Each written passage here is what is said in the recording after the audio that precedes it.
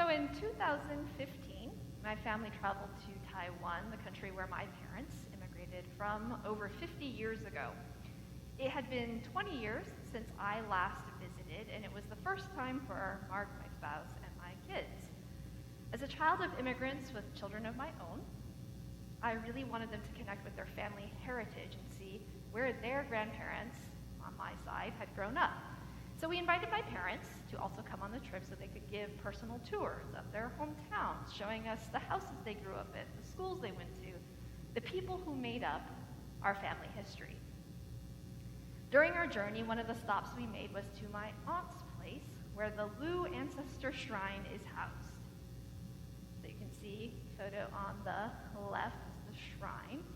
Many Taiwanese families have a space in their home dedicated to remembering their relatives who have died.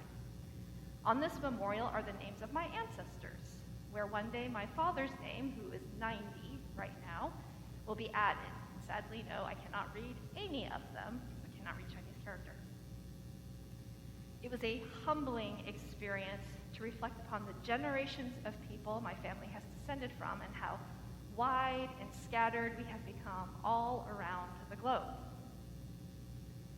As Nee said, it is the first Sunday of Advent, and today we're starting at the beginning, very beginning of the Gospel of Matthew. You may have noticed, if you looked at your bulletin, that the scripture passage for today is actually all of chapter 1 from Matthew, but that Nee only read verses 18 through 25. And that was to spare all of us from having to slog through the names that are almost as challenging as trying to read through the names on my ancestors' memorials. So, I do want you to see them though. There are Bibles on the table. Grab one, open up to page 783. I hope that's correct. If it's not, somebody tell me. So that you can take a look at that long list of names.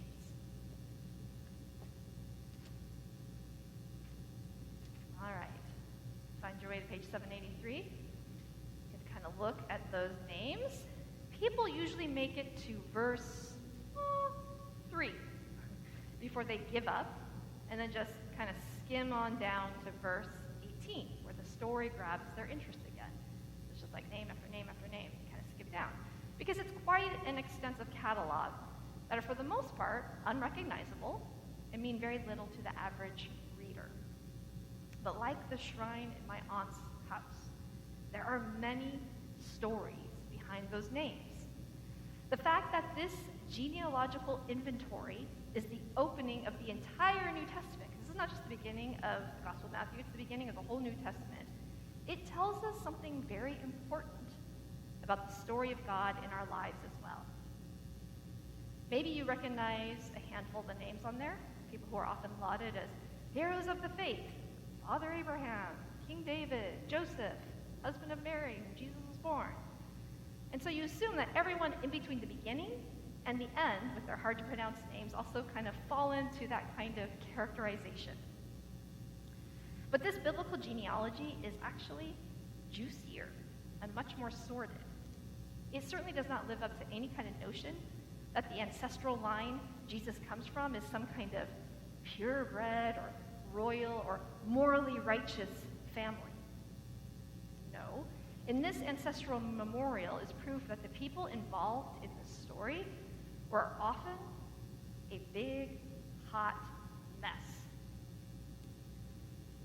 So here you can see, well, maybe you can't see.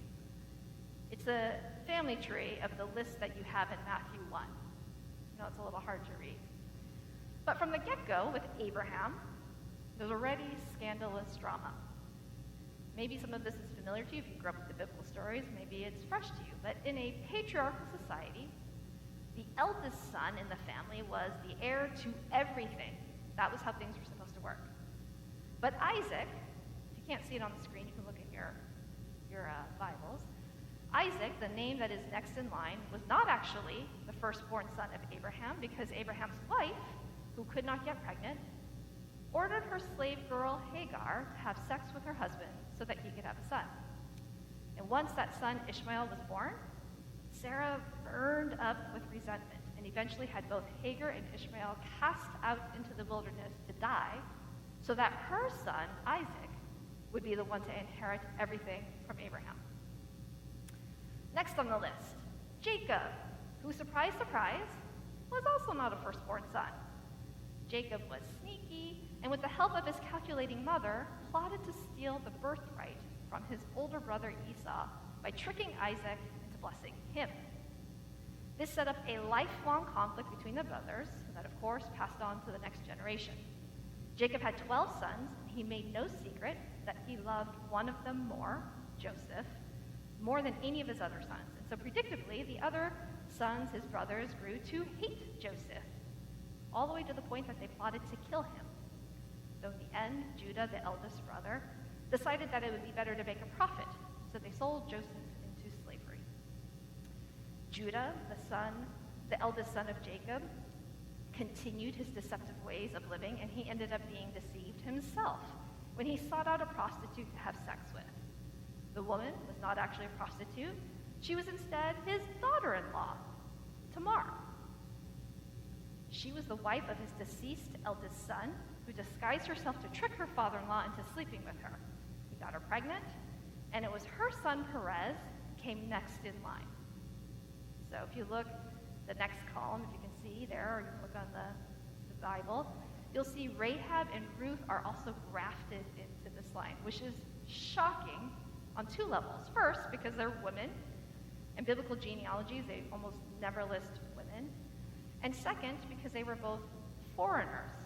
They were not Israelites. So there's nothing purebred about this ancestral line. So you see another woman who's kind of mentioned, not by name, but Bathsheba. She is grafted in by King David.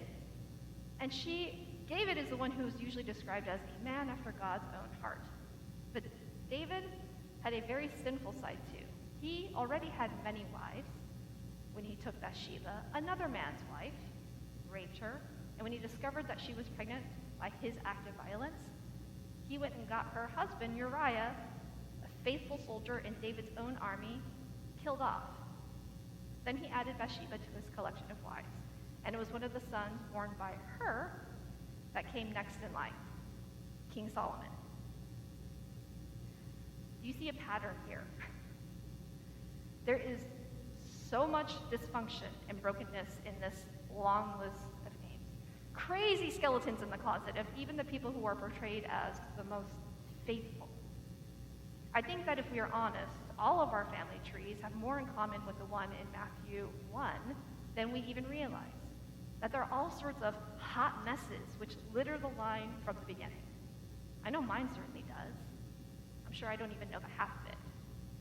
And it is no wonder that we live in such a fractious world. Within our own families, we can see many divisions.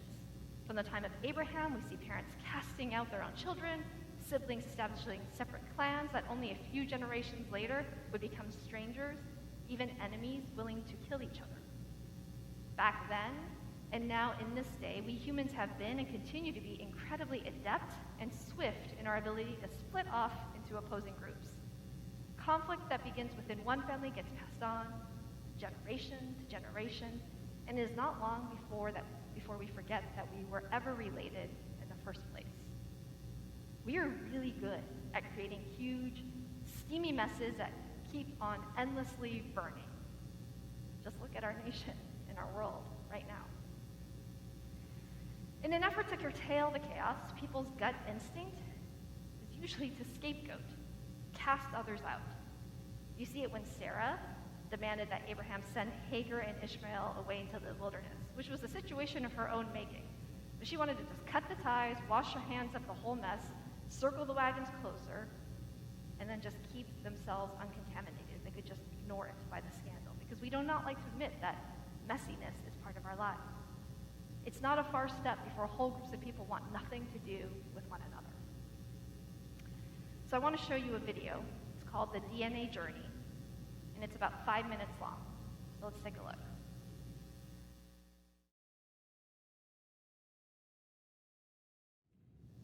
It is a remarkable revelation for some of the participants to realize that the group they most distance themselves from is actually one that they are biologically part of. That they are literally more connected to those that they thought they were so different from. I've watched this video many times now, and what I'm struck by is how this new awareness transforms their understanding of who they are and who others are. They recognize that they are family, that they belong to one another. It's this extraordinary moment of grace when they are able to really see the same image of God that resides within all of them. So I want to bring us back to the genealogy of Matthew 1, finish with Joseph, the penultimate act that preludes Jesus' entrance into the world and continues in the tradition of his ancestors' penchant for drama.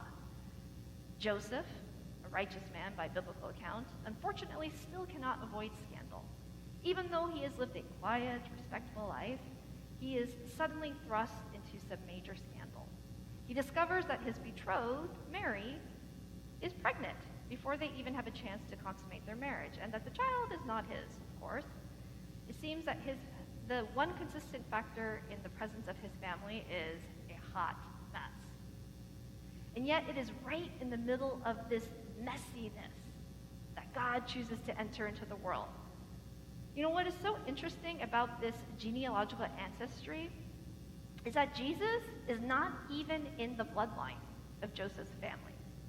The author of this gospel goes through a lot of trouble to name over 40 generations of people that highlights a ton of dirty laundry. And then we're told that Joseph is not even the real father of Jesus. He just happens to be married to his mother. One might think that God would pick a more respectable, honorable, and upstanding gene line to make an entrance, but that's not what happens.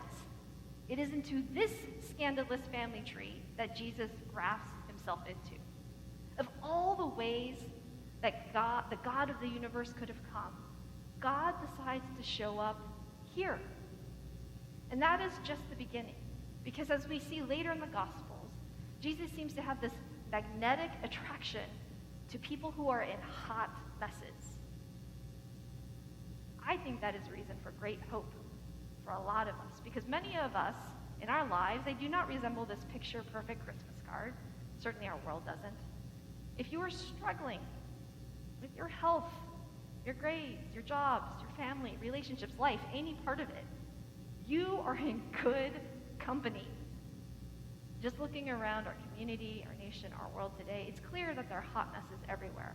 And while those situations certainly are not reason to rejoice, we can trust that God will not leave us abandoned in them, because that is where precisely Jesus shows up. He didn't enter the world in a picture-perfect way, but instead by implanting himself into all of our messy stories. So you can take a look at that genealogy tree again. You can think about the list in Matthew 1. And now I want you to picture your own name. Your own name, and maybe your family members' names written onto that list. And think of the people that you know with the hot messes going on, especially the ones that you would rather cast off, kind of distance yourself from. Imagine their names also engraved onto that list. All of us, every single one, are written into that scandalous family tree. Like the folks in the DNA Journey video, we realize that we are part of something much bigger than ourselves. And this may be the most wonderful and startling revelation, that each one of us is a character in this Christmas story, in that road to Bethlehem, that good news that Jesus chooses to graft himself into our lives. So whatever mess you find yourself in, whatever mess you see out in the world, know that God is coming right into it with promises of healing, justice,